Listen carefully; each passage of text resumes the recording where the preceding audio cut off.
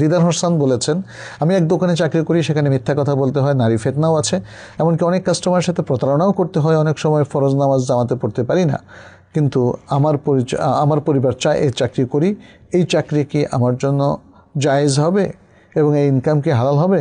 আমি কি মা বাবার অবাধ্য হয়ে চাকরি ছাড়তে পারবো?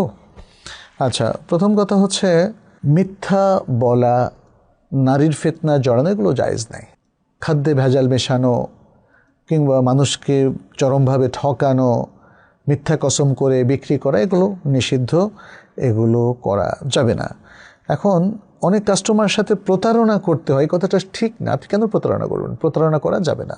মান গাশশানা ফালাইসা মিন্না, আল্লাহ রাসূল সাল্লাল্লাহু আলাইহি ওয়াসাল্লাম বলছেন যে আমাদের সাথে প্রতারণা করলে সে আমাদের অন্তর্ভুক্ত নয়। আচ্ছা, এখন আপনার এই চাকরির মধ্যে বেশ কিছু ভায়োলেশন আছে, শরিয়া লঙ্ঘন আছে, পরিবার চায় এটা আপনি করেন। যেটার মধ্যে প্রচুর ভায়োলেশন আছে, যদি মাইনর ছোটোখাটো ভায়োলেশন থাকে সেটাকে আপনি কারেকশন করে নিলে ওকে।